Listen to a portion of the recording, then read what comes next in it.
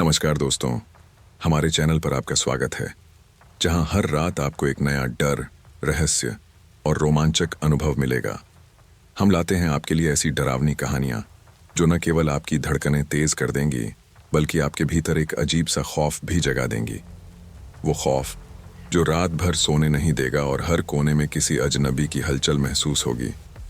यदि आपको रहस्यमय घटनाएं, अनसुलझे रहस्य और तनावपूर्ण सिहरन पसंद हैं, तो हमारे चैनल को तुरंत सब्सक्राइब करें और बेल आइकन दबाएं ताकि हर नई कहानी सबसे पहले आपके पास पहुंचे। मैं आर्यन एक छोटे से गांव का रहने वाला हूं। मेरा गांव शांत और खूबसूरत था, लेकिन इसके पास एक ऐसी चीज थी जिसने हर किसी के दिल में डर बैठा रखा था। गांव से थोड़ी दूर पर एक पुरानी हवेली थी जिसे लोग भूतिया हवेली कहते थे। मैं बचपन से इस हवेली की कहानियां सुनता आ रहा था। लोग कहते थे कि वहां एक औरत की आत्मा भटकती है जिसने कभी चैन की नींद नहीं ली। कुछ लोग तो यहां तक कहते थे कि जिसने भी उस हवेली में कदम रखा वह वापस नहीं लौटा। बचपन में मैं इन बातों को बहुत हल्के में लेता था।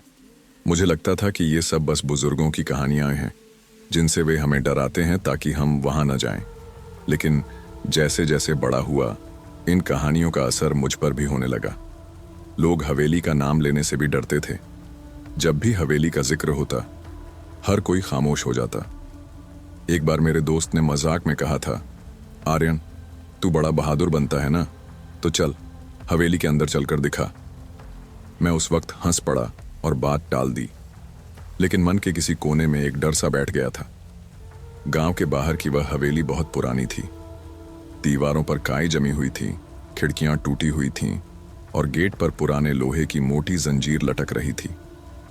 उस हवेली के चारों ओर झाड़ियां और पेड़ थे जो इसे और डरावना बना देते थे। गांव के बुजुर्गों से जब भी हवेली के बारे में पूछो तो वे सिर हिलाकर बस यही कहते, बेटा, उस हवेली से दूर रहना, वहां कोई भटक रहा है जो चैन से सोने नहीं देता। मैं उनके चेहरों पर डर साफ देख सकता था। एक दिन मैंने अपने दादाजी से पूछा, दादा, उस हवेली का क्या राज है? लोग इतना क्यों डरते हैं उससे?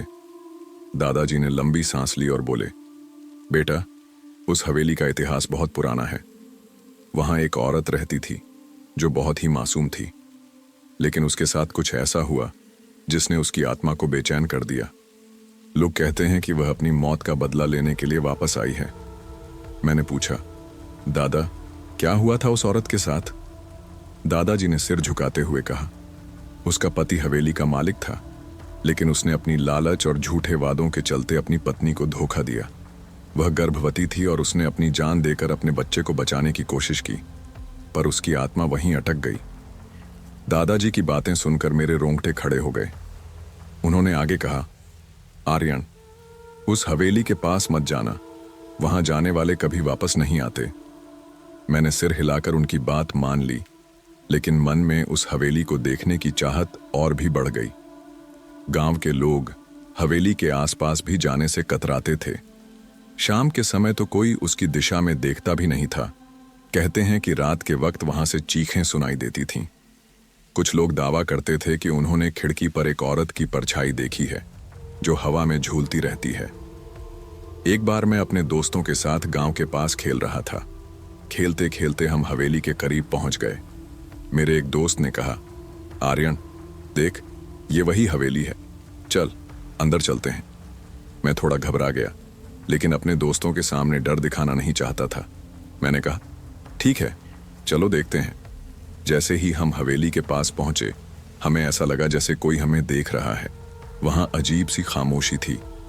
पेड़ों की पत्तियां हवा में हिल रही थीं, लेकिन उनकी आवाज भी डरावनी लग रही थी। मेरे दोस्तों ने गेट खोलने की कोशिश की, लेकिन वह जाम था। हम अंदर तो नहीं जा सके, लेकिन गेट के पास खड़े होकर उस हवेली को देख रहे थे। तभी अचानक एक जोरदार आवाज आई, जैसे किसी ने दरवाजा बंद किया हो। हम सब डर के मारे भाग खड़े हुए।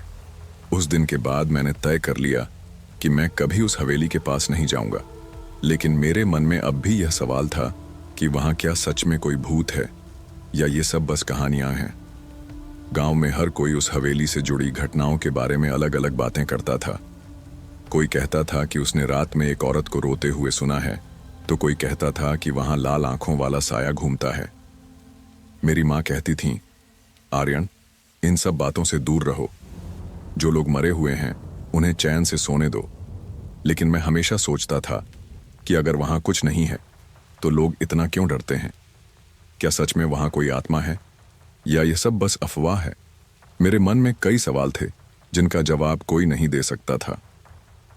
एक दिन गांव में एक नया परिवार आया। उनका नाम शर्मा परिवार था। वे शहर से आए थे और गांव के जीवन के बारे में ज्यादा नहीं जानते थे। परिवार में विवेक शर्मा, उनकी पत्नी अनामिका और उनका छोटा बेटा रोहन थे। अनामिका गर्भवती थी और बहुत खुश दिखती थीं। गांव के लोग उनकी मदद करने के लिए हमेशा तैयार रहते थे। विवेक ने गांव के पास एक छोटा सा घर खरीदा था, लेकिन जब उन्हें हवेली के बारे में पता चला तो उनकी हंसी गायब हो गई। अनामिका ने मुझसे पूछा, आर्यन, ये हवेली के बारे में लोग इतना क्यों डरते हैं?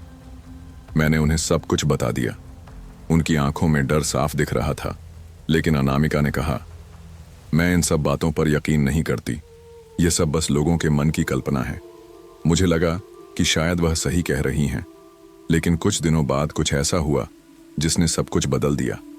हवेली का डर सिर्फ एक कहानी नहीं रह गया था। कुछ ऐसा हुआ जिसने मेरे साथ साथ पूरे गांव को हिलाकर रख दिया। शर्मा परिवार के गांव में बसने के कुछ दिनों बाद उनकी दिनचर्या गांव वालों की तरह सामान्य हो गई थी। विवेक जी गांव के किसानों के साथ मेल जोल बढ़ाने लगे और अनामिका भाभी अपने घर की साज सज्जा में लगी रहती थीं। उनका बेटा रोहन मेरे साथ खेलने आया करता था। रोहन बहुत ही प्यारा और चुलबुला बच्चा था। उसकी बातें सुनकर अक्सर मैं अपनी सारी चिंताएं भूल जाया करता था। लेकिन अनामिका भाभी का गांव में आकर रहने का यह समय भी पूरी तरह से सहज नहीं था। उनके आने के कुछ ही दिन बाद अजीब घटनाएं होने लगीं।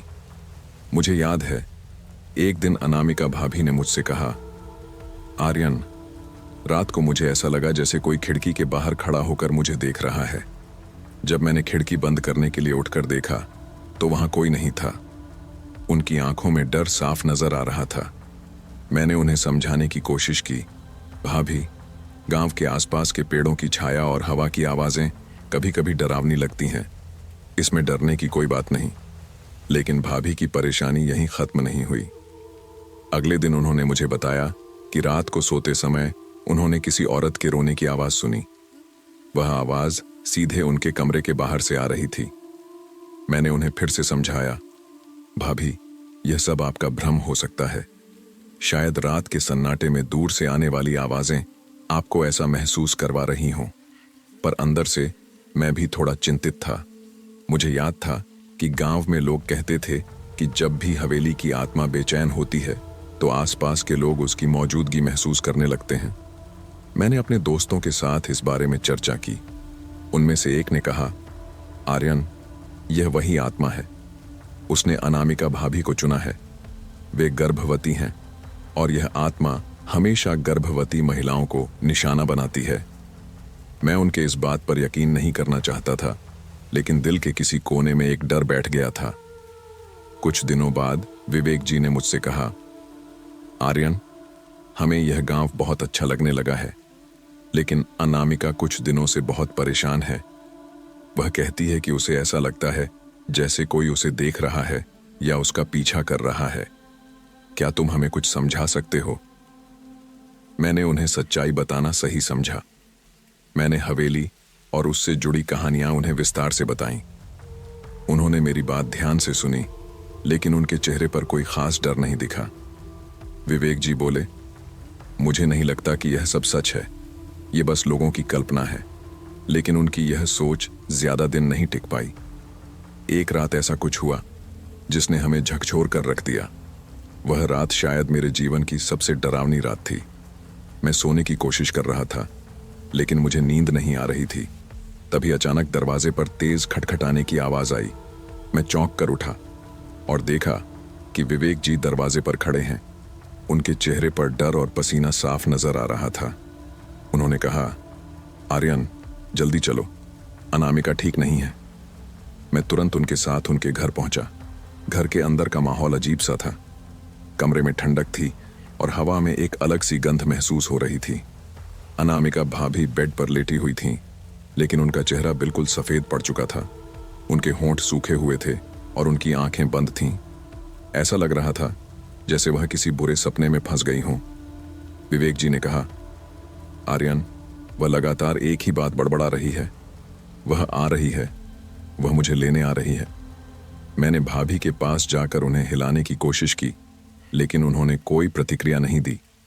तभी अचानक उन्होंने अपनी आंखें खोलीं और जोर से चिल्लाईं, वह यहां है, मुझे बचाओ। उनकी यह चीख सुनकर मेरी रीढ़ की हड्डी में सिहरन दौड़ गई।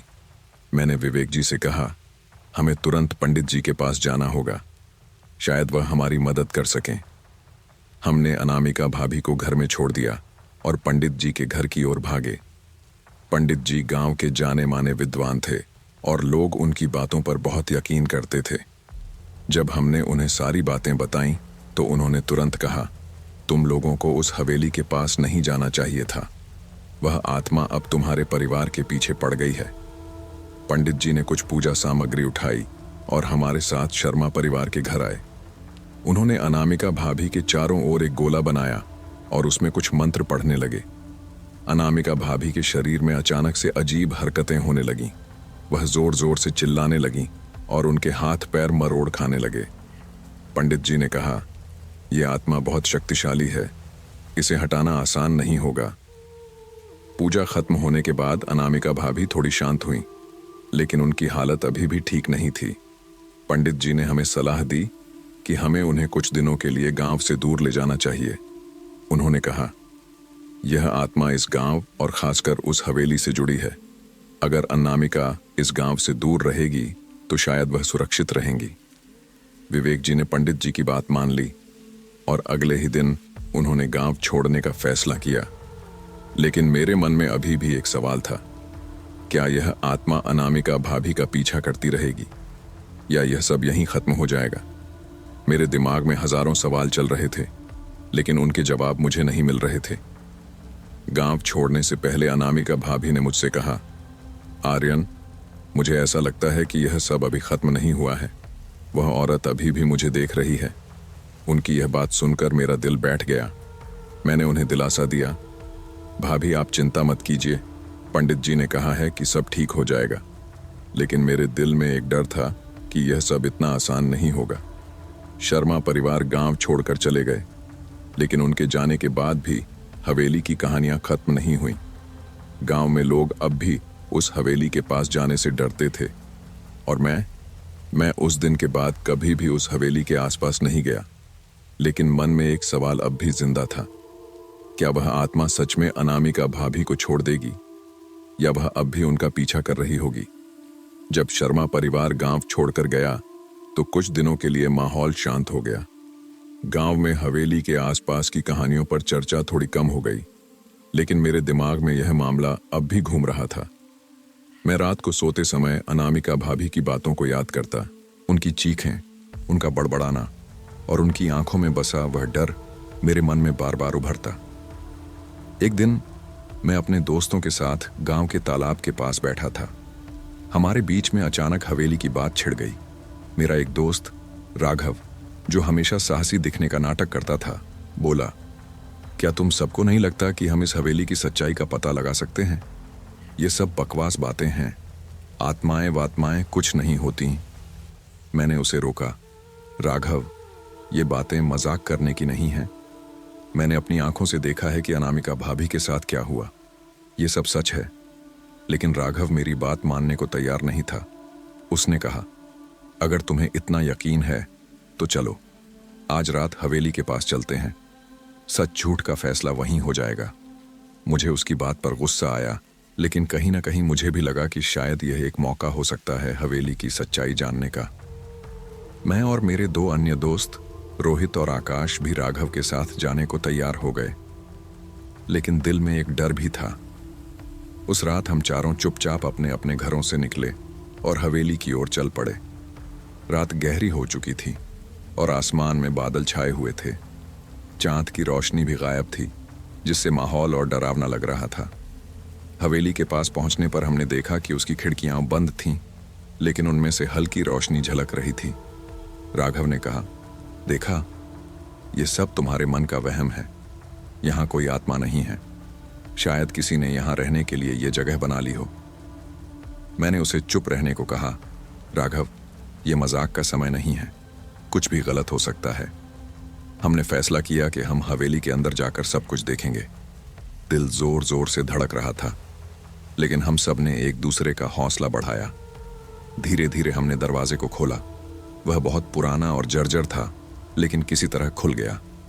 अंदर अजीब सी ठंडक थी, जैसे कोई अदृश्य ताकत हमें देख रही हो। हॉल में पहुंचने पर हमें दीवारों पर अजीब चित्र बने दिखे। ऐसा लग रहा था जैसे किसी ने उन्हें खून से बनाया हो। रोहित डर कर बोला, ये सब क्या है? मुझे लगता है हमें वापस जाना चाहिए। लेकिन राघव ने कहा, अभी तो कुछ देखा ही नहीं है, चलो अंदर चलते हैं। जैसे ही हम हवेली के अंदर गहराई तक गए, हमें एक कमरे से हल्की हल्की आवाजें सुनाई दी। ऐसा लग रहा था जैसे कोई रो रहा हो। मेरे पैर जड़ हो गए। मैंने रोहित से कहा, क्या तुमने सुना? यह आवाज कैसी है? रोहित ने सहमते हुए सिर हिलाया। हाँ, मैंने सुना। हम धीरे धीरे उस कमरे की ओर बढ़े। जैसे ही दरवाजा खोला, हमने देखा कि कमरे के बीचों बीच एक औरत खड़ी थी। उसने लाल साड़ी पहन रखी थी और उसके घुंघराले बाल उसके चेहरे को ढके हुए थे। उसकी पीठ हमारी तरफ थी। अचानक उसने धीरे धीरे अपनी गर्दन मोड़ी और हमें देखा। उसकी आंखें खून की तरह लाल थीं। हम सब चिल्ला उठे। राघव, जो हमेशा सबसे बहादुर बनने की कोशिश करता था, भी डर कर पीछे हट गया। औरत ने एक भयानक आवाज में कहा, तुम लोग यहां क्यों आए हो? यह मेरी जगह है। तुम सबको इसकी सजा मिलेगी। उसकी आवाज सुनकर हमारे होश उड़ गए। हमने भागने की कोशिश की, लेकिन जैसे ही हम दरवाजे की ओर बढ़े, वह औरत हमारे सामने आकर खड़ी हो गई। ऐसा लग रहा था जैसे वह हवा में तैर रही हो। उसने अपनी उंगलियों से इशारा किया और दरवाजा अपने आप बंद हो गया। अब हम फंस चुके थे। हम सब एक कोने में सिमट गए। राघव ने उससे कहा, हमें माफ कर दो, हम यहां गलती से आ गए। लेकिन वह औरत हंसने लगी। उसकी हंसी इतनी डरावनी थी कि मेरे पैरों से मानो जान निकल गई। उसने कहा, अब तुम सब मेरी दया पर हो। तुम्हें यहां आकर मेरी नींद क्यों खराब करनी पड़ी? मैंने हिम्मत जुटाई और उससे पूछा, तुम कौन हो और यह सब क्यों कर रही हो? उसने अपनी कहानी सुनानी शुरू की। उसने बताया कि वह उसी गांव की थी। उसका नाम वसुंधरा था। वह गर्भवती थी और ठाकुर साहब ने उसे धोखा दिया था। उसके बच्चे को छीनकर उसकी जान ले ली गई थी। उसकी आत्मा को शांति नहीं मिली और अब वह हर गर्भवती महिला से बदला लेती है। उसकी कहानी सुनकर हमारे रोंगटे खड़े हो गए। मैंने उससे कहा, हम तुम्हारे दुश्मन नहीं हैं, हमें जाने दो। लेकिन उसने कहा, तुम्हें अब सजा भुगतनी होगी। उसने अपने हाथ उठाए और अचानक हवेली में तेज हवा चलने लगी। दीवारों पर टंगे पर्दे फड़फड़ाने लगे और फर्श हिलने लगा। हमने किसी तरह हिम्मत जुटाई और खिड़की तोड़कर बाहर निकलने की कोशिश की। खिड़की से बाहर कूदते ही हमें लगा जैसे किसी ने हमारे पीछे से खींचने की कोशिश की हो, लेकिन हमने दौड़ना जारी रखा। गांव पहुंचने तक हमारी हालत खराब हो चुकी थी। उस रात के बाद से हम में से कोई भी उस हवेली की तरफ जाने की हिम्मत नहीं कर पाया। लेकिन मेरे दिमाग में वसुंधरा की कहानी रह रहकर गूंजती रही। उसने जो झेला था वह किसी के लिए भी दर्दनाक था, लेकिन क्या उसका बदला लेने का तरीका सही था? उस रात ने मुझे यह सिखा दिया कि हर कहानी के पीछे एक सच छिपा होता है। वसुंधरा की आत्मा अब भी उस हवेली में भटक रही थी और शायद वह तब तक शांत नहीं होगी जब तक उसे न्याय नहीं मिल जाता। लेकिन क्या मैं कभी उसकी मदद कर पाऊंगा? यह सवाल मुझे अब भी परेशान करता है। उस रात के बाद जब हम हवेली से भागे तो मैं कई दिनों तक सो नहीं सका। हर बार जब मैं सोने की कोशिश करता तो वसुंधरा का चेहरा मेरी आंखों के सामने आ जाता। उसकी लाल आंखें, उसके भयानक चेहरे पर उभरती हंसी और उसकी दर्द भरी कहानी, यह सब मेरे दिमाग में घूमता रहता। गांव में भी हलचल मची हुई थी। लोग आपस में फुसफुसा रहे थे कि हमने हवेली में क्या देखा और वहां क्या हुआ। मेरे दोस्त राघव, जो हमेशा बहादुरी दिखाने की कोशिश करता था, अब बिल्कुल बदल गया था। उसने स्कूल जाना छोड़ दिया और अपने घर में बंद रहने लगा। रोहित और आकाश भी सहमे हुए थे। हम चारों ने तय किया था कि हम उस रात की घटना के बारे में किसी को कुछ नहीं बताएंगे, लेकिन गांव में अफवाहें फैलनी शुरू हो गई थीं। एक दिन मैं अपने दादा के पास बैठा था। वे हमेशा पुरानी कहानियां सुनाया करते थे, लेकिन उस दिन उनका चेहरा गंभीर था। उन्होंने मुझसे पूछा, बेटा, तुम्हारे चेहरे पर इतनी उदासी क्यों है? क्या बात है? मैं उनसे कुछ छिपा नहीं पाया। मैंने सारी बात उन्हें बता दी। हवेली में जो कुछ भी हुआ, वसुंधरा की कहानी और हमारी जान पर आया खतरा। दादा ने मेरी बात ध्यान से सुनी और फिर गहरी सांस ली। उन्होंने कहा, यह कहानी मैंने पहले भी सुनी है।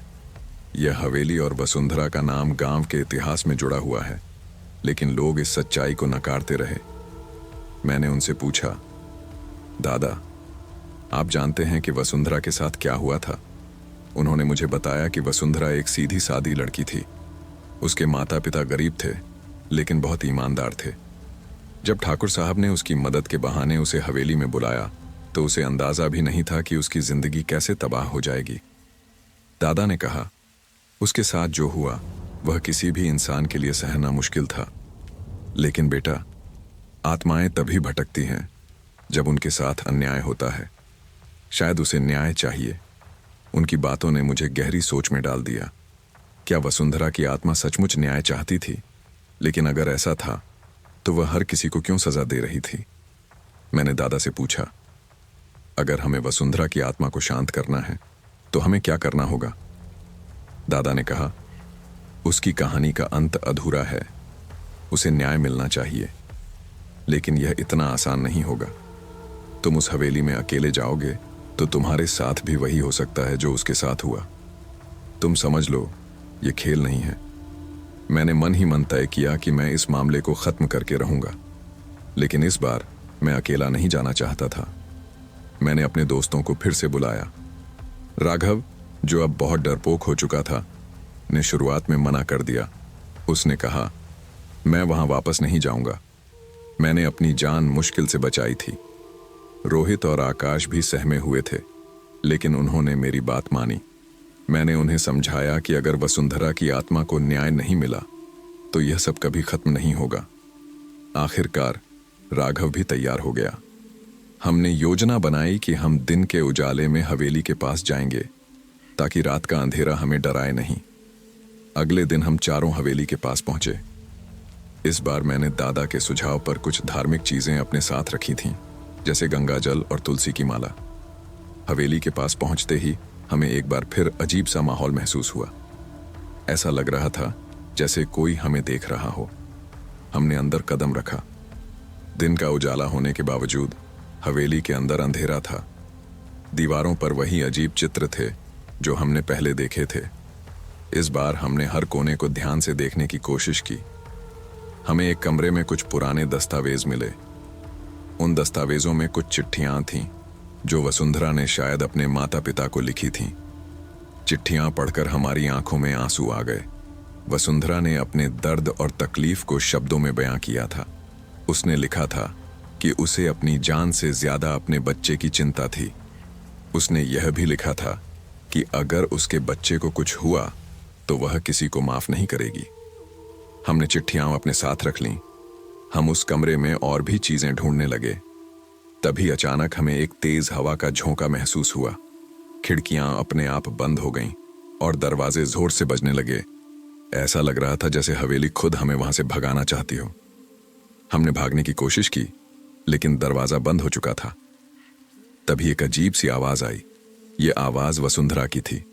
उसने कहा, तुम सब यहां क्यों आए हो? क्या तुम भी मुझे धोखा देने आए हो? मैंने हिम्मत जुटाकर कहा, नहीं, हम यहां तुम्हारी मदद करने आए हैं।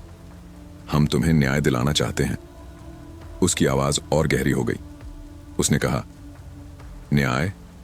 मुझे न्याय की जरूरत नहीं, मुझे बदला चाहिए। मैंने उससे कहा, अगर तुमने हमें मार दिया तो तुम्हारा दर्द कम नहीं होगा। हमें बताओ कि तुम्हें क्या चाहिए। उसकी आवाज थोड़ी नरम पड़ी। उसने कहा, मुझे मेरा बच्चा चाहिए, लेकिन वह अब नहीं है और इस दुनिया में कोई भी उसे वापस नहीं ला सकता। हमने उससे वादा किया कि हम उसकी आत्मा को शांत करने की कोशिश करेंगे। उसने हमें एक शर्त पर जाने दिया कि हम उस हवेली से उसका सच बाहर लेकर जाएं। उसने कहा, अगर तुमने मेरा सच छिपाया तो तुम्हारे गांव का हर बच्चा मेरी बद्दुआ का शिकार होगा। उस दिन के बाद हम गांव के बुजुर्गों और बड़े बुजुर्गों से मिले। हमने उन्हें वसुंधरा की कहानी बताई। कुछ लोग मानने को तैयार नहीं थे, लेकिन धीरे धीरे सच्चाई सामने आने लगी। ठाकुर साहब के गुनाह सबके सामने उजागर हुए। वसुंधरा की आत्मा अब भी हवेली में थी, लेकिन वह हमें नुकसान नहीं पहुंचा रही थी। ऐसा लग रहा था जैसे वह इंतजार कर रही हो कि उसकी कहानी पूरी दुनिया तक पहुंचे। हमने तय किया कि हम उसे न्याय दिलाकर ही दम लेंगे, लेकिन क्या यह इतना आसान होगा? यह सवाल अब भी हमारे सामने था। उस रात के बाद से मेरे भीतर डर और बेचैनी दोनों घर कर गए थे। हवेली की घटनाओं ने हमारे जीवन को पूरी तरह से बदल दिया था। अब जब हम वसुंधरा की सच्चाई जान चुके थे, तो ऐसा लग रहा था जैसे उसकी आत्मा हमें लगातार देख रही हो। मेरे मन में हर समय एक ही सवाल था, क्या हम उसे न्याय दिला पाएंगे? और अगर नहीं, तो क्या उसकी आत्मा हमें माफ करेगी? मैंने अपने दोस्तों को समझाने की कोशिश की कि हमें आगे कुछ करना होगा। हम चारों ने गांव के सबसे बुजुर्ग पंडित जी से मिलने का फैसला किया। पंडित जी गांव में कई सालों से रह रहे थे और उन्हें हर पुराने किस्से की जानकारी थी। हमने उनसे सारी बात बताई। पहले तो वे थोड़ा हंसे और बोले, तुम बच्चे बहुत फिल्मी बातें कर रहे हो, भूत प्रेत जैसी चीजें नहीं होती। लेकिन जब हमने उन्हें वसुंधरा की लिखी चिट्ठियां दिखाईं, तो उनका चेहरा गंभीर हो गया। उन्होंने चिट्ठियां ध्यान से पढ़ीं और फिर गहरी सांस लेते हुए बोले, तुम्हें इस आत्मा को शांत करना ही होगा। उसका गुस्सा सही है, लेकिन अगर यह गुस्सा और बढ़ गया तो पूरे गांव को इसकी सजा भुगतनी पड़ेगी। मैंने उनसे पूछा, पंडित जी, हम क्या कर सकते हैं? हमें कुछ रास्ता बताइए। उन्होंने कुछ पल सोचा और फिर बोले, तुम्हें वसुंधरा के साथ हुए अन्याय को दुनिया के सामने लाना होगा, लेकिन उससे पहले तुम्हें उसकी आत्मा से क्षमा मांगनी होगी। यह आसान नहीं होगा। हमने पंडित जी की सलाह मानने का फैसला किया। उन्होंने हमें बताया कि हमें एक विशेष पूजा करनी होगी, जिसमें वसुंधरा की आत्मा को बुलाया जाएगा। यह पूजा गांव के सबसे पुराने मंदिर में ही हो सकती थी, लेकिन इसके लिए हमें कुछ तैयारी करनी थी। अगले दिन हमने पूजा की सामग्री इकट्ठा की। पंडित जी ने हमें बताया कि हमें उस जगह पर जाना होगा जहां वसुंधरा को दफनाया गया था। यह सुनकर मेरे रोंगटे खड़े हो गए। वसुंधरा को ठाकुर साहब ने हवेली के पीछे वाले मैदान में दफनाया था। हम चारों ने तय किया कि रात होने से पहले हम वहां पहुंचेंगे। जब हम वहां पहुंचे तो दिल दहलाने वाला नजारा था। मैदान सुनसान और भयावह लग रहा था। वहां हर तरफ सूखे पेड़ थे और ऐसा लग रहा था जैसे समय वहां ठहर गया हो। हमने पंडित जी के निर्देशानुसार पूजा शुरू की। जैसे ही हमने मंत्र पढ़ना शुरू किया, हवा तेज हो गई। लग रहा था जैसे पूरा माहौल हमारी परीक्षा ले रहा हो। अचानक मैदान में से एक तेज चीख की आवाज आई। यह वसुंधरा की आत्मा की आवाज थी। वह बोली, तुम सबने मेरी शांति भंग करने की हिम्मत कैसे की? हम सब डर गए, लेकिन मैंने हिम्मत करके कहा, वसुंधरा, हम यहां तुम्हारी मदद करने आए हैं। हम तुम्हें न्याय दिलाना चाहते हैं। उसकी आवाज गूंजने लगी, न्याय? अब यह न्याय किस काम का? मैंने जो खोया वह वापस नहीं आएगा। मैंने उससे कहा, हम तुम्हारे दर्द को समझते हैं, लेकिन अगर तुम्हारी आत्मा को शांति नहीं मिली तो यह गुस्सा तुम्हें और दूसरों को नुकसान पहुंचाएगा। वह कुछ देर तक चुप रही। फिर उसने कहा, ठाकुर के गुनाह का सच सबके सामने लाओ। जब तक यह सच उजागर नहीं होगा, मैं किसी को माफ नहीं करूंगी। हमने वादा किया कि हम सच दुनिया के सामने लाएंगे। पूजा खत्म होने के बाद हम गांव लौट आए, लेकिन अब हमारे सामने सबसे बड़ा सवाल था, यह सच सबके सामने कैसे लाया जाए? गांव के लोग इस मामले पर बात करने से भी डरते थे। मैंने अपने दादा से फिर से सलाह ली। उन्होंने कहा, तुम्हें ठाकुर के परिवार का सामना करना होगा। उनके बिना यह सच उजागर नहीं होगा। लेकिन ठाकुर का परिवार आज भी बहुत शक्तिशाली था। उनके खिलाफ खड़ा होना आसान नहीं था। हमने गांव के कुछ बुजुर्गों को इकट्ठा किया और उन्हें सच्चाई बताई। पहले तो वे डरे, लेकिन जब हमने वसुंधरा की चिट्ठियां और उसके साथ हुए अन्याय के सबूत दिखाए, तो वे मान गए। उन्होंने तय किया कि वे ठाकुर के परिवार से बात करेंगे। अगले दिन गांव के बुजुर्ग ठाकुर के घर पहुंचे। वहां का माहौल तनावपूर्ण था। ठाकुर का बड़ा बेटा बहुत गुस्से में था। उसने कहा, तुम सब पागल हो गए हो, यह सब झूठ है। लेकिन जब उसे वसुंधरा की चिट्ठियां दिखाई गईं तो वह चुप हो गया। उसकी मां रोने लगी और बोली, यह सब सच है। वसुंधरा के साथ जो हुआ वह गलत था, लेकिन हम उसे बदल नहीं सकते। हमने उनसे कहा कि अगर वे वसुंधरा की आत्मा से माफी मांगें और उसकी कहानी सबके सामने लाएं, तो शायद उसकी आत्मा को शांति मिल सके। उस दिन के बाद से गांव में हलचल मच गई। लोग वसुंधरा की कहानी के बारे में जानने लगे। हर कोई इस बात पर हैरान था कि इतने सालों तक यह सच कैसे छिपा रहा। हमने तय किया कि वसुंधरा की याद में एक स्मारक बनाया जाएगा और उसकी आत्मा के लिए प्रार्थना की जाएगी। ठाकुर का परिवार भी इसमें शामिल हुआ। यह सब करना आसान नहीं था, लेकिन हमें विश्वास था कि हम वसुंधरा की आत्मा को शांति दिला पाएंगे। लेकिन क्या यह सच में इतना आसान होगा? क्या वसुंधरा हमें माफ कर पाएगी? यह सवाल अब भी हमारे दिलों में था। उस दिन के बाद से गांव में हर कोई इस बात को लेकर चर्चा कर रहा था कि वसुंधरा की आत्मा को शांति कैसे दी जाए। मैंने अपने भीतर एक अजीब सी बेचैनी महसूस की।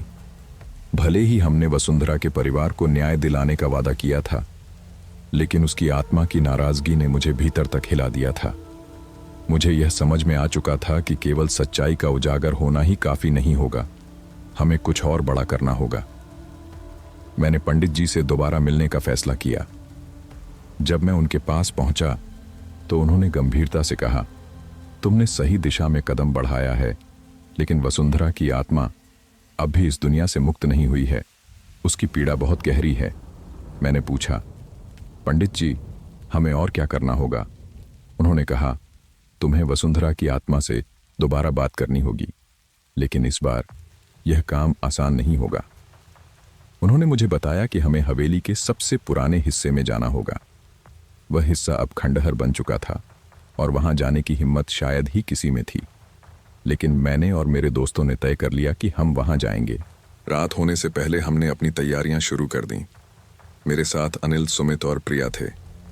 हम सबके चेहरे पर डर साफ झलक रहा था, लेकिन हमने अपने डर को नजरअंदाज करते हुए आगे बढ़ने का फैसला किया। जैसे ही हम हवेली के पुराने हिस्से में पहुंचे, वहां का माहौल ही अलग था। दीवारें जर्जर हो चुकी थीं और हर तरफ अजीब सी आवाजें सुनाई दे रही थीं। जैसे ही हम अंदर गए, हमने महसूस किया कि वहां का तापमान अचानक गिर गया है। मुझे अपने पूरे शरीर में सिहरन महसूस हुई। सुमित ने धीमी आवाज में कहा, यह जगह सच में डरावनी है। मुझे नहीं लगता कि हमें यहाँ रुकना चाहिए। लेकिन मैंने उसे समझाया, हमें यह करना होगा। अगर हम यहाँ से भाग गए तो वसुंधरा की आत्मा कभी शांति नहीं पाएगी। हमने पंडित जी के बताए अनुसार वहां पूजा शुरू की। मैंने मंत्र पढ़ना शुरू किया और तभी हवा तेज हो गई। ऐसा लग रहा था जैसे वहां कोई अदृश्य शक्ति हमारे चारों तरफ घूम रही हो। तभी अचानक एक जोरदार आवाज आई, तुम लोग यहाँ क्यों आए हो? यह वसुंधरा की आत्मा की आवाज थी। मैंने कांपते हुए कहा, वसुंधरा, हम तुम्हारी मदद करने आए हैं। हमने तुम्हारे साथ हुए अन्याय को सबके सामने लाने की कोशिश की है। उसकी आत्मा ने गुस्से में कहा, सिर्फ कोशिश? क्या तुम यह समझते हो कि मेरा दर्द सिर्फ कोशिशों से खत्म हो जाएगा? मैंने उसे समझाने की कोशिश की, हमें माफ कर दो। हमने सच में अपनी पूरी कोशिश की है। गांव वाले अब तुम्हारे दर्द को समझते हैं। उसने कहा, सिर्फ समझने से कुछ नहीं होगा। मुझे न्याय चाहिए। मुझे वह इंसाफ चाहिए जो मुझे मेरी जिंदगी में नहीं मिला। मैंने उससे पूछा, वसुंधरा, हमें बताओ कि हम और क्या कर सकते हैं? उसने कहा, मुझे उस ठाकुर से माफी चाहिए जिसने मेरी जिंदगी बर्बाद की। अगर वह अपनी गलती नहीं मानता तो मैं इस गांव को बर्बाद कर दूंगी। हमने तय किया कि हमें ठाकुर के बेटे से बात करनी होगी। वह अब गांव का मुखिया था और काफी प्रभावशाली था। अगले दिन हमने उससे मिलने का फैसला किया। जब हम उसके घर पहुंचे तो वह हमारे सवालों से चिढ़ गया। उसने गुस्से में कहा, यह सब बकवास है। भूत प्रेत जैसी कोई चीज नहीं होती। तुम सब मेरे परिवार को बदनाम करने की साजिश कर रहे हो। मैंने उसे शांत करने की कोशिश की और कहा, यह साजिश नहीं है, ये सच्चाई है। अगर तुमने अपनी गलती नहीं मानी तो इस गांव पर बड़ा संकट आ सकता है। उसने हमारी बात को नजरअंदाज कर दिया और हमें वहां से चले जाने को कहा। हम निराश होकर वापस आ गए, लेकिन हमें पता था कि हार मानने का समय नहीं था। उस रात मैं बहुत बेचैन था। मुझे नींद नहीं आ रही थी। अचानक मुझे अपने कमरे में किसी के होने का एहसास हुआ। जब मैंने पलटकर देखा तो वसुंधरा की आत्मा मेरे सामने खड़ी थी। उसने कहा, तुमने जो किया वह काफी नहीं है। अगर ठाकुर का परिवार अपनी गलती नहीं मानेगा तो मैं इस गांव को शाप दूंगी। मैंने उससे विनती की, हमें थोड़ा और समय दो, हम तुम्हारे लिए सब कुछ करेंगे। उसने कहा, तुम्हारे पास सिर्फ 3 दिन हैं। अगर 3 दिनों में मुझे न्याय नहीं मिला तो इस गांव की हर जिंदगी मेरी होगी। मैंने तुरंत अपने दोस्तों को यह बात बताई। हमने तय किया कि हमें गांव वालों की मदद लेनी होगी। अगली सुबह हम गांव के चौपाल पर गए और सबको बुलाया। हमने उन्हें वसुंधरा की बात बताई। पहले तो लोग डरे, लेकिन फिर उन्होंने हमारे साथ खड़े होने का फैसला किया। गांव वालों का समर्थन पाकर हमें थोड़ी हिम्मत मिली। हमने ठाकुर के बेटे को दोबारा बुलाने का फैसला किया। इस बार पूरा गांव हमारे साथ था। जब वह आया तो उसने देखा कि हर कोई हमारे साथ खड़ा है। उसने हमारी बातों को गंभीरता से लेना शुरू किया। मैंने उससे कहा, अगर तुमने अपनी गलती नहीं मानी तो इस गांव को बड़ी मुसीबत का सामना करना पड़ेगा। उसने कुछ देर सोचा और फिर कहा, ठीक है, मैं अपनी गलती मानने को तैयार हूं, लेकिन मैं यह सिर्फ गांव की भलाई के लिए कर रहा हूं। हमने वसुंधरा की आत्मा को यह बात बताने का फैसला किया। हम चारों फिर से हवेली के पुराने हिस्से में गए। जैसे ही हमने पूजा शुरू की, उसकी आत्मा प्रकट हुई। उसने पूछा, क्या मेरा न्याय हुआ? मैंने कहा, ठाकुर का बेटा अपनी गलती मानने को तैयार है, लेकिन वह तुम्हें खुद से माफी मांगना चाहता है। उसने कहा, अगर वह सच्चे दिल से माफी मांगेगा तो मैं इस गांव को माफ कर दूंगी। हमने ठाकुर के बेटे को बुलाने का फैसला किया, लेकिन क्या वह सच्चे दिल से माफी मांगेगा या फिर वसुंधरा की आत्मा का गुस्सा और बढ़ जाएगा? यह सवाल अब भी मेरे दिल में था। वह रात मेरे लिए सबसे भयावह रात थी। जब ठाकुर के बेटे ने अपनी गलती मानने का संकेत दिया, तब मुझे थोड़ी राहत मिली थी, लेकिन मुझे अंदर से यह डर था कि कहीं वह वास्तव में वसुंधरा की आत्मा को शांत नहीं कर पाएगा। मैंने बहुत सोचा कि क्या हम सही रास्ते पर हैं या फिर हम खुद को एक और मुसीबत में डाल रहे हैं, लेकिन अब इस पर कोई पीछे हटने का सवाल नहीं था। हम सब ने जो वादा किया था वह हमें पूरा करना था। अगली सुबह जैसे ही सूरज की किरणें हमारे गांव की धरती पर पड़ी, हमें एक बार फिर हवेली की ओर चलने का फैसला किया। सभी गांव वाले अब हमारे साथ थे। उनकी आंखों में डर और उम्मीद दोनों थे। हमने तय किया कि ठाकुर का बेटा और मैं मिलकर वसुंधरा की आत्मा से माफी मांगेंगे। इस बार हमें किसी भी कीमत पर उसे शांत करना था, क्योंकि अगर हम इसमें असफल होते तो उसका बदला बहुत भयावह हो सकता था। मैंने सबको इकट्ठा कर लिया और पंडित जी को भी बुलाया। हमें अपने साथ एक पुरानी पुस्तक लेकर चलने का भी सुझाव मिला था, जिसमें आत्माओं से बात करने और शांति देने के पुराने मंत्र थे। हम सब हवेली पहुंचे। हवेली का पुराना हिस्सा वैसे ही भूतियां और खंडहर सा दिखाई दे रहा था। जहां कुछ महीनों पहले यह स्थान अब भी किसी तरह से आबाद था, अब वहां खामोशी का साम्राज्य था। एक अजीब सी चुप्पी थी, जैसे हवेली ने हमें अपने अंदर समेटने के लिए पूरी तैयारी कर ली हो। मैंने अंदर कदम रखा और सिहरन से बचने की कोशिश की। सभी के चेहरों पर डर था, लेकिन हमें कोई रास्ता नहीं दिख रहा था, सिवाय इसके कि हमें यह सब खत्म करना था। हम पंडित जी के निर्देशों का पालन करते हुए हवेली के अंदर एक कमरे में पहुंचे। वहां एक बड़ा पुराना पलंग रखा था और चारों ओर अंधेरा था। पंडित जी ने कहा, यह वही जगह है जहां वसुंधरा ने अपनी जिंदगी के आखिरी दिन बिताए थे। यही वह स्थान है जहां से उसकी आत्मा ने इस हवेली में आतंक फैलाना शुरू किया था। मैं घबराते हुए बोला, पंडित जी, क्या हमें अब सच में यहां करना होगा? पंडित जी ने मुझे शांत करते हुए कहा, हाँ, यही वह जगह है जहां से हमें शुरुआत करनी होगी। हम जितना डरेंगे उतनी ही मुश्किलें आएंगी। ठाकुर के बेटे ने भी अब हमारे साथ मिलकर सिर झुकाया। उसकी आंखों में अब डर नहीं था, बल्कि एक समझ और संकल्प था। मैं समझता हूं कि मुझे क्या करना है। मुझे वसुंधरा की आत्मा से माफी मांगनी है ताकि वह शांति पा सके। उसने कहा। मैंने देखा कि वह दिल से इसे स्वीकार कर रहा था। अब हमें यह सब खत्म करने की पूरी उम्मीद थी। पंडित जी ने हमें आधिकारिक रूप से पूजा करने का आदेश दिया। हम सब ने एक साथ बैठकर मंत्रों का उच्चारण किया। हजारों वर्षों से चली आ रही यह पूजा अब एक नई दिशा में थी, जहां हम एक आत्मा को शांत करने की कोशिश कर रहे थे। जब पूजा की प्रक्रिया शुरू हुई तो हवेली में एक अजीब सी ठंडक महसूस होने लगी। मुझे ऐसा लग रहा था कि कोई अदृश्य ताकत हमारे आसपास घूम रही हो। अचानक हवेली के दरवाजे की घंटी बजी, जैसे कोई अंदर से निकलने के लिए कह रहा हो। यह सुनकर मेरी धड़कनें तेज हो गईं। पंडित जी ने कहा, यह वही शक्ति है जो वसुंधरा की आत्मा को नियंत्रित करती है। हमें डरना नहीं है, हमें इस स्थिति से बाहर निकलने के लिए मजबूत रहना होगा। मैंने ठाकुर के बेटे से कहा, तुमसे वसुंधरा को शांत करने की पूरी उम्मीद है। अब तुम्हें आगे बढ़कर उसे माफी मांगनी होगी। उसने नर्वस होकर मेरी ओर देखा और फिर पंडित जी से पूछा, क्या मुझे सच में ऐसा करना चाहिए? क्या वह मेरी बात सुनेगी?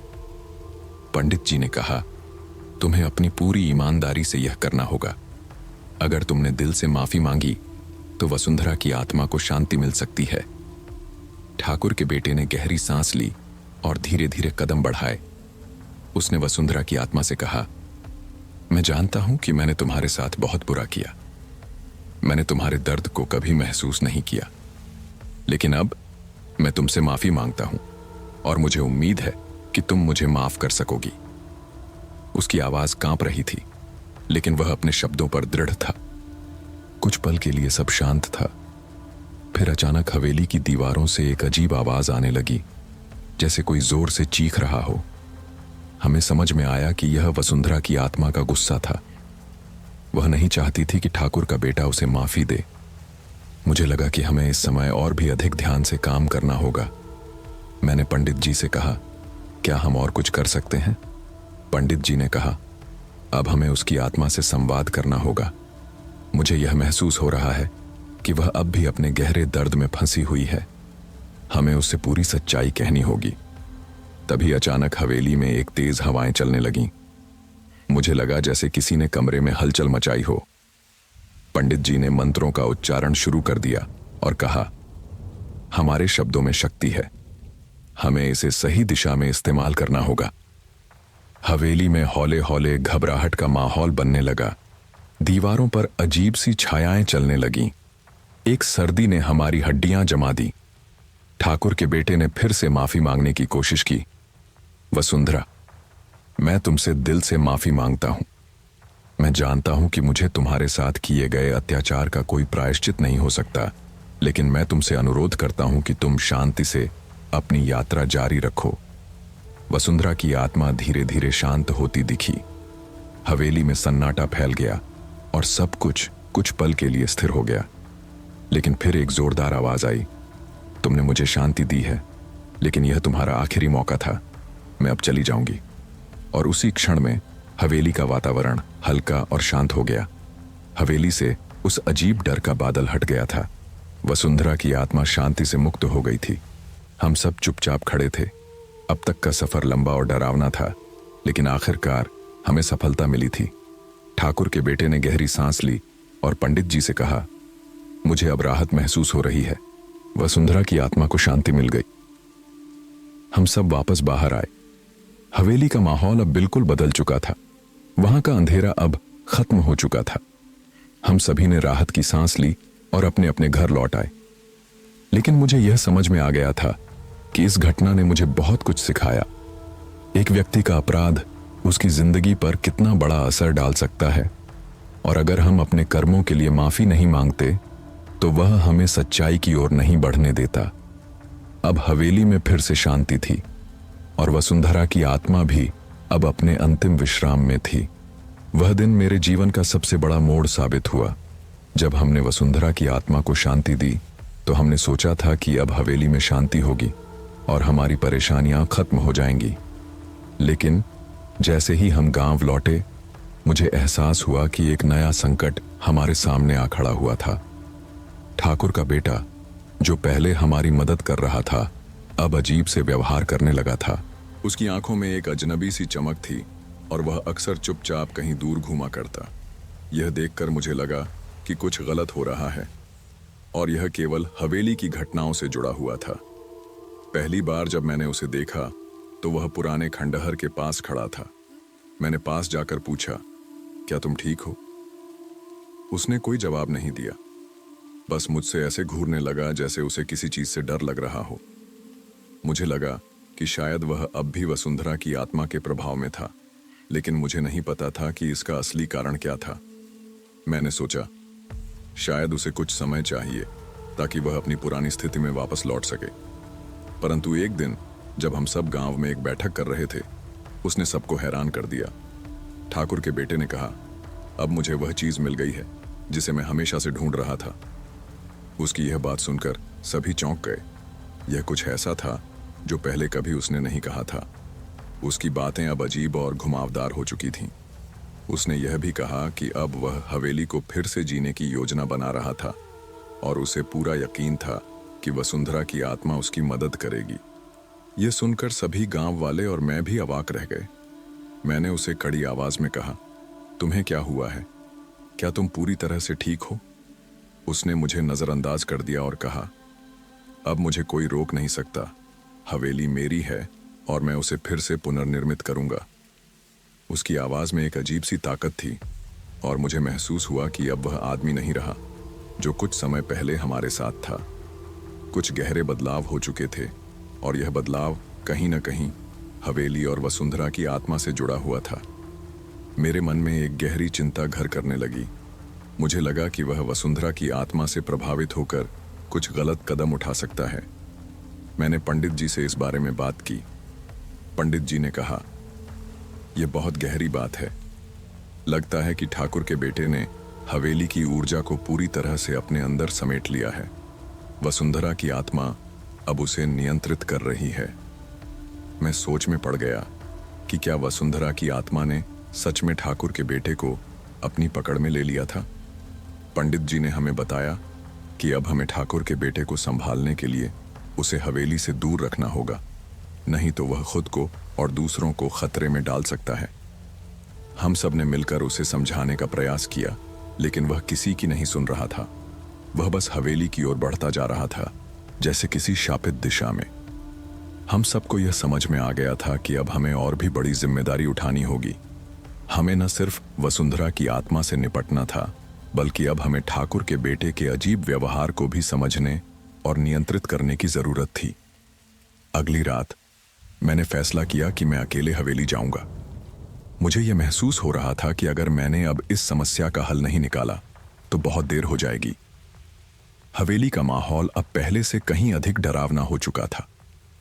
हवेली के दरवाजे पर जैसे ही मैंने कदम रखा, हवा का एक जोरदार झोंका आया और मैंने महसूस किया कि यह कोई सामान्य हवा नहीं थी। यह एक खौफनाक एहसास था, जैसे हवेली ने मुझे अपने अंदर समेटने के लिए पूरी तरह से तैयार कर लिया हो। मैं हवेली के अंदर धीरे धीरे बढ़ा।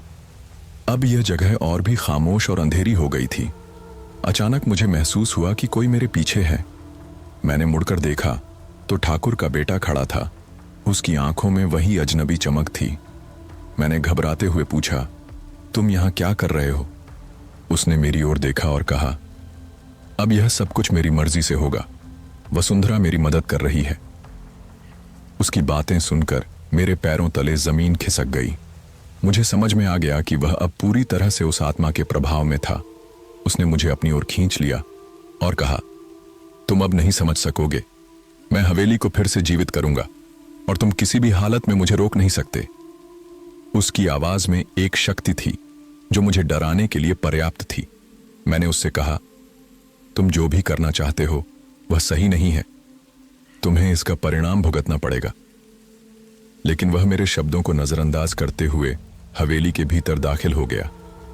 मुझे लगा कि अब मुझे कुछ करना होगा, नहीं तो यह स्थिति और भी बिगड़ सकती है। मैंने पंडित जी की सलाह ली और उनसे पूछा कि हम क्या करें।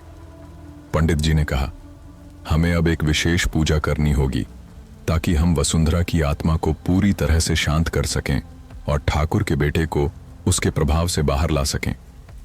हम सब मिलकर योजना बनाने लगे।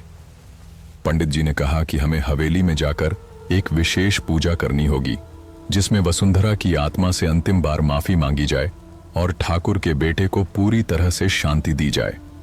अगली सुबह हम सब ने हवेली जाने का निश्चय किया। वहां पहुंचकर हम सभी ने मिलकर पूजा शुरू की।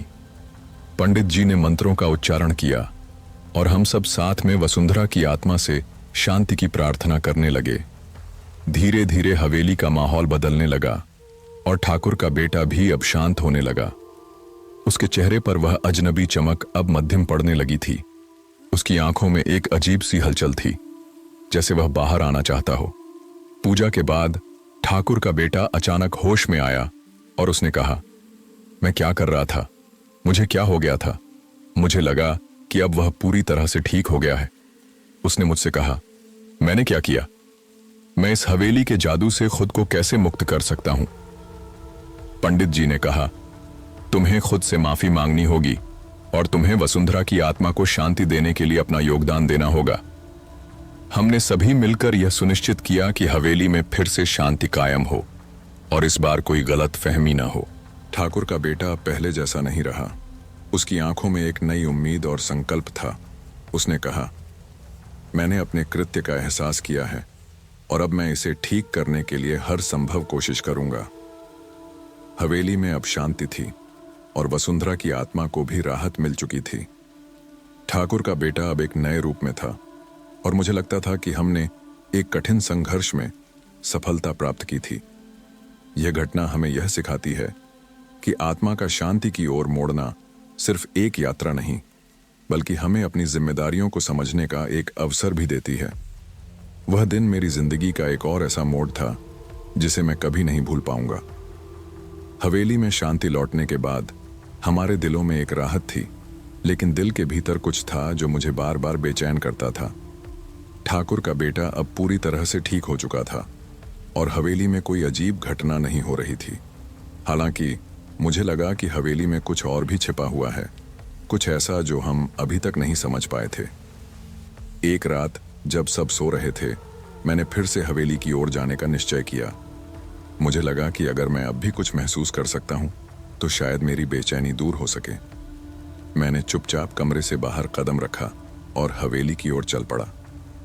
हवेली अब काफी शांत और भव्य दिख रही थी, लेकिन मुझे पता था कि अंदर कुछ ऐसा था जिसे मैंने अब तक नजरअंदाज किया था। जैसे ही मैं हवेली में दाखिल हुआ, मुझे महसूस हुआ कि कुछ अलग था। हवेली का माहौल पहले जैसा नहीं था, बल्कि उसमें एक गहरी खामोशी और अजीब सी ऊर्जा थी। मैंने धीरे धीरे कदम बढ़ाए और पुराने कमरे की ओर बढ़ने लगा। कमरे के अंदर जाकर मुझे जो कुछ महसूस हुआ, उसने मेरी सारी सोच को बदल दिया। कमरे में एक पुराना दर्पण रखा था जो मुझे पहले कभी नहीं दिखाई दिया था। यह दर्पण बाकी सामान से अलग था। उसका रंग गहरा काला था और उसकी सतह पर कुछ रहस्यमय उकेरे हुए प्रतीक थे। मैंने उस दर्पण को ध्यान से देखा और एक अजीब सी अनुभूति हुई। वह प्रतीत होता था जैसे मुझे अपनी ओर खींच रहा हो। मेरे कदम अनजाने में उस ओर बढ़ने लगे।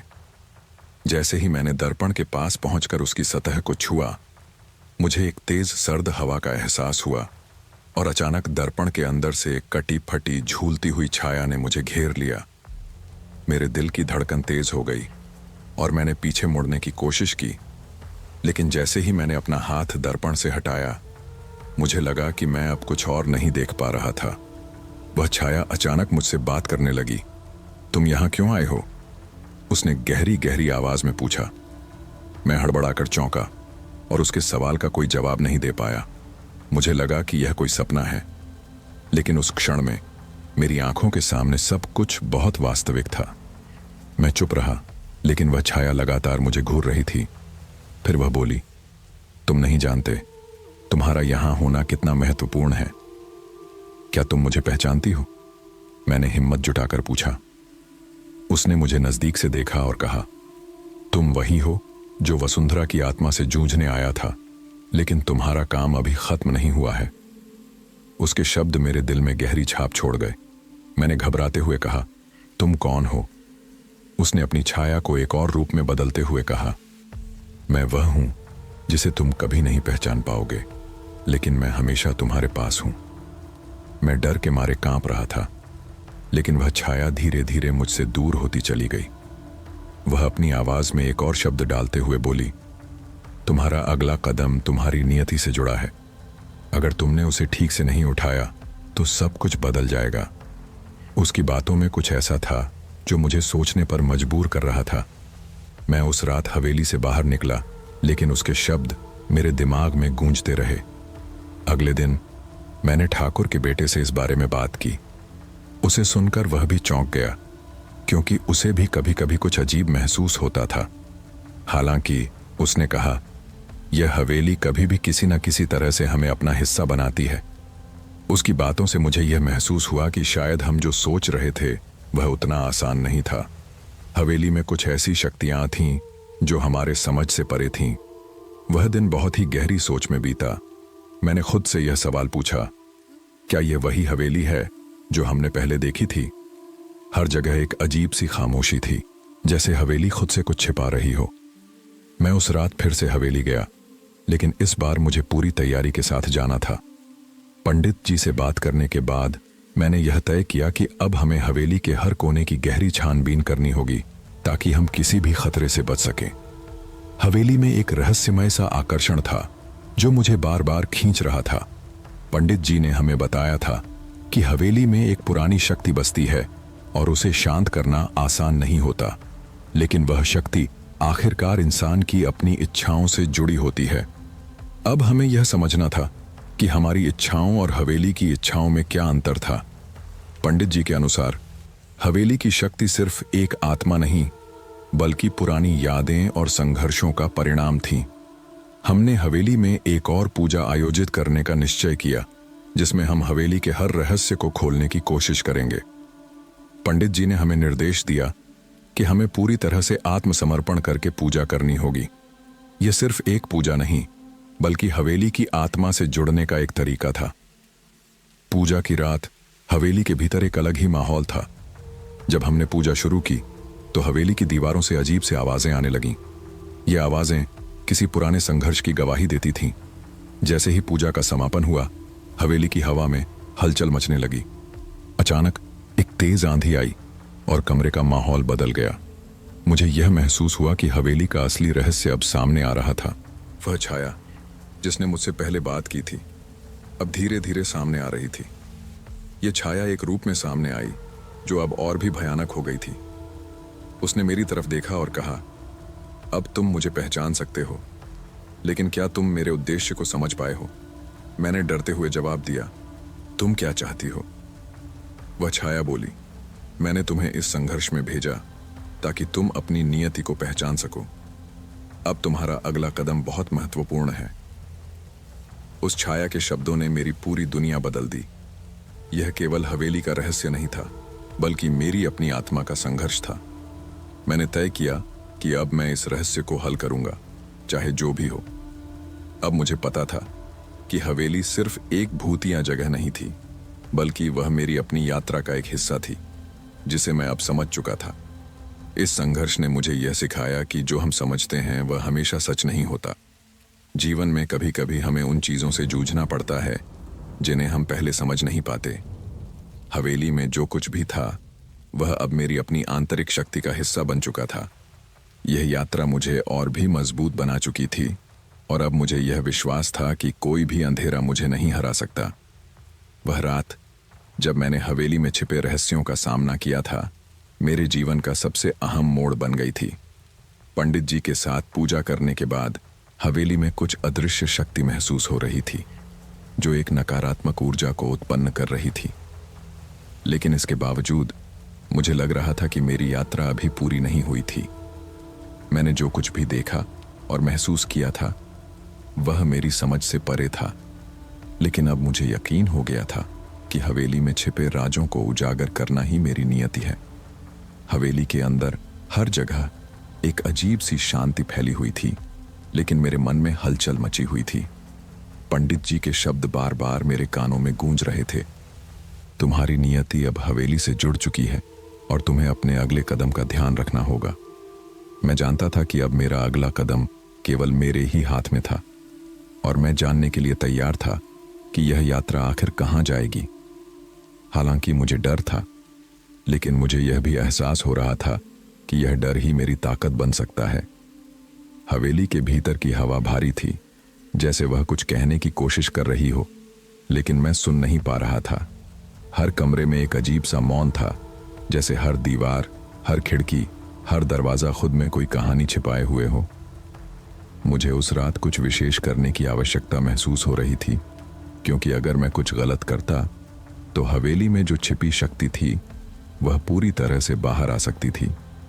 लेकिन एक सवाल हमेशा मेरे मन में उठता था, क्या यह शक्ति सच में मुझे नुकसान पहुंचा सकती है, या यह केवल एक मनोवैज्ञानिक डर है जो हवेली ने उत्पन्न किया है। अचानक हवेली के पुराने हिस्से में एक दरवाजा खुला और मुझे किसी के कदमों की आवाज़ सुनाई दी। मैंने मुंह मोड़कर देखा और मेरी आंखों के सामने वह छाया आ गई जिसने मुझे पहले भी चेतावनी दी थी। वह छाया अब और भी भयानक लग रही थी। उसकी आंखों में गहरी हानि और गुस्सा था। उसने मेरी तरफ देखा और कहा, तुम अब तक नहीं समझ पाए, है ना? उसकी आवाज में गहरी ध्वनि थी, जैसे वह अब तक सब कुछ सह चुकी हो। मैंने डरते हुए कहा, तुम कौन हो और क्या चाहती हो? उसने धीरे धीरे मुझसे कहा, मैं वही हूं जिसे तुम कभी नहीं पहचान सकोगे, लेकिन मैं हवेली की आत्मा हूं। यह हवेली और मैं एक हैं, और तुम सिर्फ एक मोहरे की तरह हो। तुम जिस रास्ते पर चल रहे हो वह तुम्हारी आखिरी यात्रा का रास्ता होगा। उसकी बातों ने मुझे और भी परेशान कर दिया था। मुझे महसूस हुआ कि हवेली में जो कुछ भी हो रहा था वह केवल एक बाहरी घटना नहीं थी, बल्कि यह मेरी अपनी आत्मा के साथ एक संघर्ष था। वह छाया धीरे धीरे मेरे पास आई और कहा, तुम्हारे भीतर एक शक्ति है, लेकिन वह शक्ति तुम्हारे डर से ज्यादा कुछ नहीं है। अगर तुम डर से बाहर आकर अपनी असली ताकत को पहचान सको तो तुम इस सब का अंत कर सकते हो। मैंने श्वास ली और गहरी सोच में डूब गया। अब मुझे यह समझ में आ रहा था कि हवेली की आत्मा और मेरी आत्मा का मिलन अब अपरिहार्य था। अगर मुझे इस संघर्ष को समाप्त करना था तो मुझे खुद से जूझना होगा। मैंने दिल में ठान लिया कि अब डर का कोई स्थान नहीं होगा। मुझे अपनी ताकत को पहचानना होगा और उसे इस रहस्य को सुलझाने के लिए इस्तेमाल करना होगा। मैंने उसी क्षण अपनी आंखें बंद की और अपने भीतर की गहराई में झांका। मुझे महसूस हुआ कि हवेली का असली रहस्य वह शक्ति है जो भीतर से बाहर आना चाहती है। हवेली में जितने भी अंधेरे थे वह सब मुझे चुनौती दे रहे थे, लेकिन अब मुझे यह एहसास हुआ कि मेरी यात्रा का असली उद्देश्य केवल हवेली से बाहर निकलना नहीं था, बल्कि यह मेरी आत्मा के भीतर के अंधकार से बाहर आने का एक प्रयास था। मैंने अपनी आत्मा को मजबूत किया और जैसे ही मैंने अपनी आंखें खोलीं, मैं उसी छाया के सामने खड़ा था। वह मुझे घूर रही थी, लेकिन अब मुझे उसकी ताकत महसूस नहीं हो रही थी। मैं जानता था कि मेरी ताकत अब मेरे डर से कहीं अधिक है। मैंने उस छाया से कहा, अब मैं तुम्हारी शर्तों पर नहीं चलूंगा, मैं अपना रास्ता खुद चुनूंगा। छाया चुप हो गई और उसके बाद एक अजीब सी खामोशी छा गई। हवेली के अंदर जो हलचल चल रही थी वह अब रुक गई थी। फिर एक गहरी आवाज आई, तुमने सही कदम उठाया है। अब तुम मेरे खेल का हिस्सा नहीं हो। तुम अपनी यात्रा को तय कर सकते हो, लेकिन अब तुम्हें अपनी शक्तियों का सामना करना होगा। हवेली में जो कुछ भी था वह अब समाप्त हो चुका है। ये शब्द मेरे भीतर गहरे से गूंजे और मैं जान गया कि अब हवेली के भीतर के सभी रहस्य खुल चुके थे। मुझे यह एहसास हुआ कि हवेली सिर्फ एक जगह नहीं थी, बल्कि यह एक मानसिक और आत्मिक यात्रा थी जिसे मैंने पूरी तरह से समझा था। मैंने हवेली से बाहर निकलते हुए एक लंबी सांस ली और मुझे लगा कि मेरी यात्रा अब पूरी हो चुकी थी। हवेली के दरवाजे बंद हो गए थे और अब उसके भीतर कोई अजनबी ताकत नहीं थी। मुझे महसूस हुआ कि अब हवेली की आत्मा ने मुझे स्वीकार लिया था और यह यात्रा अब मुझे हमेशा के लिए बदल चुकी थी। गांव में लौटने पर सब कुछ पहले जैसा था, लेकिन मुझे महसूस हुआ कि अब मैं और हवेली के बीच एक अनदेखा संबंध बन चुका था। जो कुछ भी हुआ था वह अब एक कहानी बन चुका था, लेकिन मैं जानता था कि यह कहानी मेरे भीतर एक गहरी छाप छोड़ गई थी। हवेली में जो कुछ भी था वह अब मेरे साथ था, लेकिन यह अब सिर्फ मेरी यादों और अनुभवों का हिस्सा था। इस यात्रा ने मुझे यह सिखाया कि हमें अपनी आत्मा के गहरे हिस्सों को समझने के लिए कभी कभी अपनी सबसे बड़ी डर का सामना करना पड़ता है। हवेली ने मुझे यह एहसास दिलाया कि डर सिर्फ एक मानसिक स्थिति होती है, और अगर हम अपने भीतर की ताकत को पहचान लें तो हम किसी भी अंधेरे से बाहर आ सकते हैं। अब मैं जानता था कि मेरी यात्रा समाप्त हो चुकी थी, लेकिन मेरी आत्मा के भीतर की यात्रा हमेशा जारी रहेगी। अगर आपको हमारी ये वीडियो पसंद आई हो तो हमें कमेंट करके ज़रूर बताएं कि आपको यह कैसी लगी। हम मिलते हैं अगले वीडियो में, तब तक के लिए धन्यवाद। जय हिंद, जय भारत। और हाँ, अगर आपने अभी तक हमारे चैनल को सब्सक्राइब नहीं किया है तो फटाफट कर लीजिए। वीडियो को लाइक करना ना भूलें, और अगर आपके पास भी कोई दिलचस्प कहानी हो तो हमें हमारी ईमेल पर भेज सकते हैं। ईमेल आईडी डिस्क्रिप्शन में दी गई है। धन्यवाद।